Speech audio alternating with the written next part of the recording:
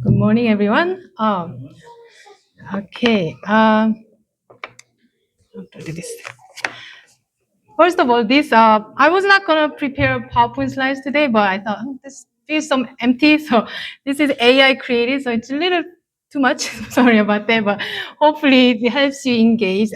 Focused better. I'm basically gonna read off what I wrote here for today's message. The title is actually "The Truth and Spirit Will Set You Free." Have you heard of this? Something similar?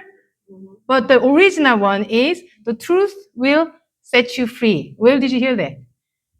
Bible. Yeah, you all Christians, right? The Bible, John 8:32, where Jesus tells his disciples, "You will know the truth, and the truth will set you free." There's an original meaning to that.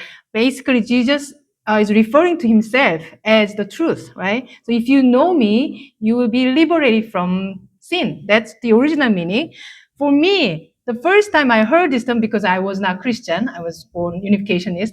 The first time I heard it was from my college.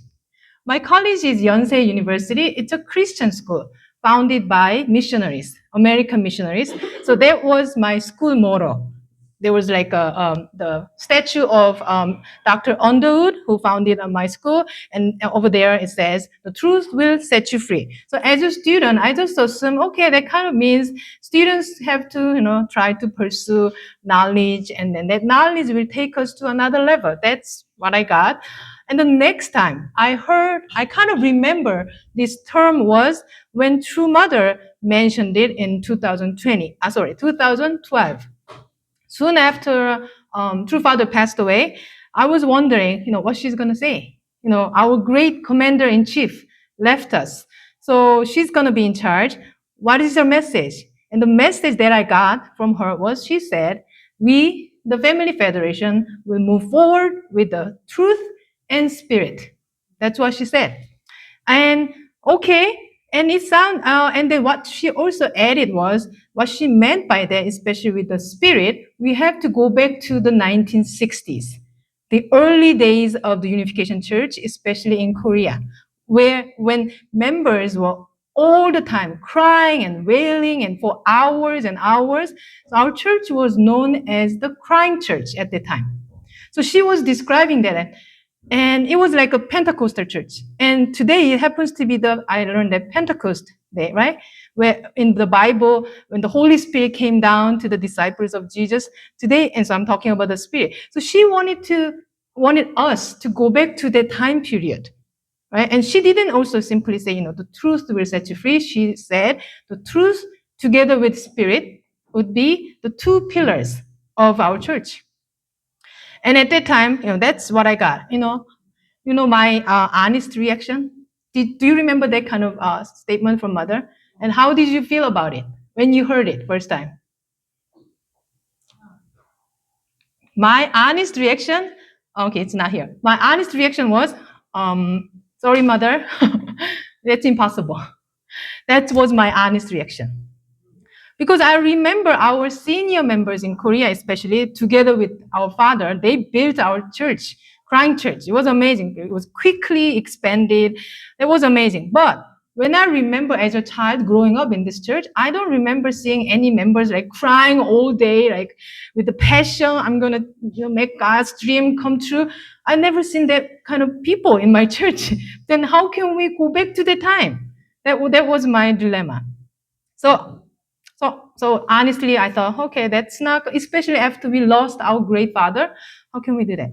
And for the truth part, I thought, okay, maybe she's saying that, okay, we need to expand our church. We need to witness more people with the truth of the divine principle. That's what I thought. And fast forward, more than a decade has passed since True Father passed away. And so do you think these words, we will move forward with the truth and spirit, have been realized? Or do you think the goal of doing this is still far away? What do you think?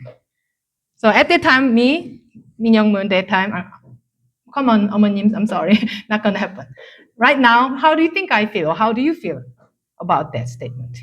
Do we have truth and spirit? Baby step. Oh, well, I say with confidence, I think this doesn't really reflect, but just enjoy the, the picture. I say, it's my personal thing. I say with confidence, I think she's been victorious. You may not agree with me. And her words have been realized. Our church has changed since at least 2022, in my observation. And everybody has a different view, but because this is my sermon, so I'm going to give my testimony why I think that we have changed. So the truth part. When True Mother first mentioned truth and spirit, I couldn't really imagine there was more truth to be revealed, right? I just thought, okay, we will move forward with the divine principle. But as you know, she had been very quietly waiting for the right moment to say the truth, or she couldn't wait anymore because she's getting older. Her life on earth is getting shorter. So after 3 years of devotion after True Father passing, we know that in 2015, she began to using the term the only begotten daughter, right, in more public settings. And there was this more discussion and debate about, so what does she really mean by that? So all of a sudden, there was lots of discussion and still going on. So I really wanted to understand. And not just that, she also talked about Heavenly Mother, Holy Mother Han, and more. So what became clear to me is the truth that she talked about in 2012 was the truth about her identity as the only begotten daughter. And that was not fully understood within our church for so many years. And she has been educating us about who she really is. For so many years, my confession before True Father's passing, I thought True Mother is simply someone sitting quietly next to our Great Father. At some point, I felt like, I think maybe I have mentioned this before, but I felt like I was raised by a single father. That's how I felt at some point. Who educated me? Who gave me teaching about how to live? It was all, I love to read Father's words. It was all Father's teaching. Father told me how to be, what kind of person to be, what kind of member to be. So Father raised me up. But then did I have mother's education when I was growing up? And I realized, no, I don't remember her teaching me anything. And I realized, oh, I had a mother too.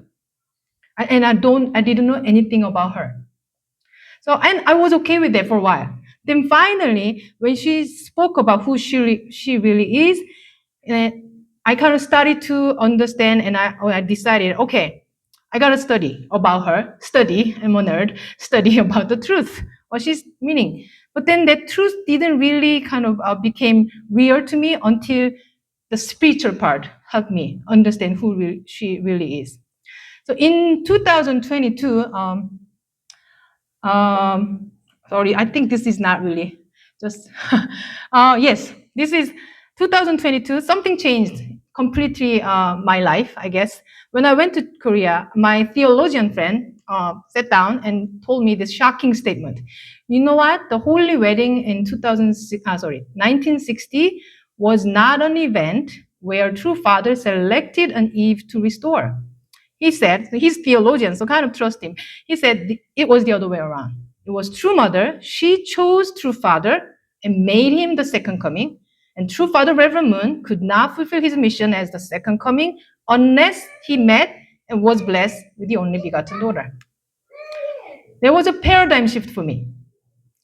For all these years, I learned that, I heard that from school, seminary, that True Father selected True Mother from many other candidates.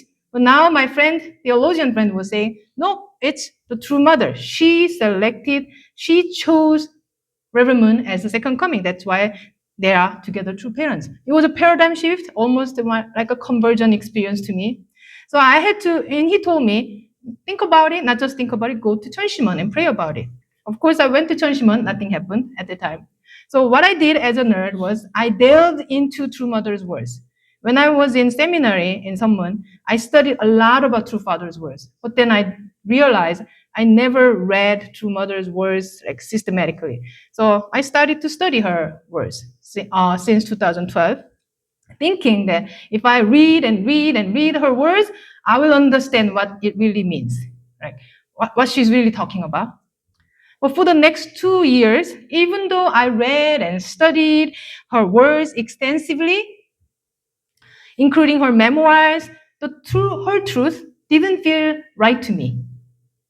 So the more I read it, it sounded like she is bragging about herself, how great she is, and also while hinting Father had not done everything right. So in retrospect, I was studying, trying to really understand who she is, but the spirit was missing from my effort to understand who she is. Then there was some workshop held in Las Vegas. It's usually 7-day workshop, but only 3 days for Koreans because Koreans want bali, quick. So, okay, so 3 days, I can do it. So I went to Las Vegas. That was really important. Yeah. If it was 7 days, I could not have gone. 3 days, okay. The motivation, I was expecting, okay, I heard that there's a great lecturer there. He's going to talk about true parents. So I want to learn more, even more. Had getting bigger. That was December 2023, and also I also heard there's something called Chunshima. Maybe I can get some help, spiritual help there. That was my expectation. But it's really hard to explain. But that workshop, especially my prayer at Chunshima in Las Vegas, helped me resolve something that I couldn't resolve for a long time about what True Mother really is saying. So before, I always compared to parents. So who's greater, like that. But now I began to see. It could be simple. I began to see true parents are beautiful couple who love each other, rather than someone is greater than another person, or someone is primary, another person is secondary. No, and that was the first time I realized, I experienced, oh, maybe this is the power of Chunshimon. Because something that I couldn't resolve for 2 years by reading and studying, just simply praying there, I got some kind of help. Oh, okay, some spiritual help. I tasted it. And as a person who loved studying through Father's words, I try to understand Mother's words, alone. But now that helped me to a certain level. But Holy Spirit was not with me until then. And afterwards, there were a couple of other important moments in my life. Let's see. Ooh. Yes, okay, I already checked this. A couple of moments in my life was, so one morning, I don't remember exactly, I had this realization. My struggle personally, I say jokingly, but it's not actually a joke. When I was younger, I was thinking, do I want to be a college professor or pastor? The reason why I gave up the pastor path was because I couldn't wake up at 5 a.m. And that's my excuse. I cannot do that. If I cannot do that myself, I cannot do it with other people. So 5 a.m., waking up 5 a.m. is a challenge for me. But then one morning, maybe 2024, I had just this realization that somebody may be talking to me. Living for the sake of others means you pray for them. And when I had that realization, it's different, when somebody's telling you, that's what, if you want to live for the sake of others, you got to pray for them. And it's different from just hearing from someone and just it's arriving at it myself. So I finally started to accept that when I finally accepted that it was truth, I began praying at 5 a.m. You can ask Toku if I'm still doing it or not. Yes. Yeah. Okay. 5 a.m. for the people I love. And several months later, something also changed. I felt, this story maybe, I said it a lot. My mother, who passed away at that time, 27 years ago, I suddenly started, I think that was her Memorial Day, 27th Memorial Day after passing. I suddenly felt her strong resentment, and that was not resolved. And I decided, I heard about liberating your parents. So I decided to liberate my mom. And that was the beginning of my life, truly believing that, liberating and blessing your ancestors is a real thing. There are resentful spirits out there, including my ancestors, who genuinely want to be liberated. I have to confess, I didn't attend Cheongpyeong almost more than 10 years before 2022, because I didn't really understand why we need to do that. again, I'm sorry, my father jokingly again, not jokingly, my father who gave me the last name Moon, always said, you don't have to liberate Moon family. They're all good. That was his excuse. So, okay, yeah, I accepted it. Yeah, sounds right. So, I'm sorry, but none of my Moon clan ancestors were liberated from my father's side.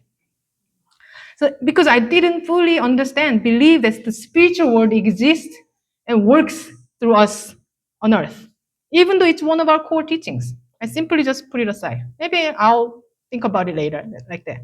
And because I finally began praying, began a prayer life at the age of 43. And because my mother in the spirit world, she sent me a powerful message. I now started to believe that the spiritual world is real. And the good spirits, they need us and I need them. And the other day I had this is really, yes. The other day I had a really frightening dream. It could, and Toku said, don't exaggerate, but it's serious to me. In that dream, it was not a long time ago. In that dream, I was around the time, it's maybe a month ago, around the time I was getting burnt out, I was getting lazy, so I skipped 5 a.m. prayer many days. And I kind of justified myself. But then one morning, after even ignoring the alarm, I was sleeping and I had this dream. In my dream, I was humiliated in the worst way possible in front of my students. So I had my pride as a professor, but then it was the worst. It was the worst dream. And I thought, oh, that's a message from my ancestors. Because I've been getting burnt out and getting lazy. Because one of the reasons I wake up at 5 a.m. and pray is I pray for people I love and I pray for my ancestors. And when I do hundoke, I heard that they are reading with me, right? So they've been wanting to do hundoke with me, but I was not there. So the message was this: like, even though I'm having the best life, best time in my life, I would say everything looks good, everything is going well, but one foot, if I fall into one step, or make one move wrong, I can fall into deep hole at any moment. That's what I realized. Yeah, don't be cocky, don't be confident. Your beautiful life can become hell anytime soon. I can have an accident. You never know. Anything can happen. And I realized the blessings that I have are not simply the result of my own hard work. They are the fruit of my ancestors' protection because they need me and I need them. And we're working together. And family pledge, I remember family pledge number 5 says, the spiritual world is the subject partner, and our world, earthly world, is the object partner. I truly believe that. The spiritual world has the power to change our fate because God is in spirit. And I'm a big fan of Chunshimon, if you don't know, and Chunshimon prayer vigil, because that is where I strongly feel the power of the spiritual world most strongly. And it gives me hope that the truth will be realized through our efforts together, the truth and the spirit. So what's the purpose then? Okay, now okay. Oh yes, I just did. What's the truth? The purpose. I was thinking, as I was preparing for this sermon. Okay, True Mother said we move forward with the truth and spirit. Then what's the importance of all of that? What's the destination? So okay, if you have truth and spirit, what's the outcome? I believe that the purpose is to know and understand our Heavenly Parent. If you want to understand who God is, you must learn the teachings about God, the truth. But you must be also able to experience God's heart through spirit-filled experience. The other day, Toku and I had a conversation about Christianity. We were talking about why do you think Christianity is so great and successful throughout history? Is it because they have the truth, the Bible? Well, we know that the Bible contains many passages that seem contradict each other. So while it might be a necessary condition, but it's not sufficient. The Bible itself is important, but that's not it. Christianity has endured and grown a lot because they have held the living experience of the Holy Spirit, just like the Pentecost experience. Sincere Christians, they have had a born-again experience, and they have personal encounter with the mercy and love of God. That's why they hold on to God. And we need both the truth and the Spirit, God experiencing moments to truly connect to our Heavenly Parent. So once I gained this perspective, I started looking things differently. If you read the epic history here, I've been reading this epic history because True Mother is emphasizing we need to study this, and okay, kind of everything sounds familiar because I'm Korean. I learned the history of Korean people, but then there are lots of heroic people in this book. When I was this, General E is basically he is the one who defended Korea from Japanese Navy. Even before, during the Joseon Dynasty, Yu Kwan-sun, you know, she's a young woman who also did the independence movement under Japanese occupation. An Jung-gun too, he was the independence movement activist. And as a Korean, we learn the history about their stories and how great they are. They're patriots, they're heroes. But when I read this the other day, a couple of days ago, there was some phrases that all of these people, General E, before his big battle against Japan, he prayed to God. Yu Kwan-sun was a sincere Christian. An Jung-gun was a sincere Christian as well. So I just realized great people are great because they have God in their hearts. So my point is when we learn, I think this is when we can understand God through truth and spirit. For the truth, True Mother has given us the Cheonhaeguk scriptures and the epic history and the theology of true parents. If you don't have these books, you can, I'm pretty sure, buy at HSA books. So these can help you understand the truth. For the spirit part, she gave us Cheonshimon. If you have never prayed there, I highly encourage you to pray there. Even though someone like me who's completely closed spiritually, even I feel something different there. There's a huge, amazing power there. You can feel the power of spirit there, and it can help you draw close to God and the heart of God and true parents. So True Mother envisioned our movement move forward with the spirit and truth, and she made, I believe, based on my experience, she made it come true. I'm the example. I'm the example. So I humbly say, but I hope that I believe that she wants to see more people really move forward with the spirit and the truth, and that we can do it. And that's the message that I have. Thank you so much.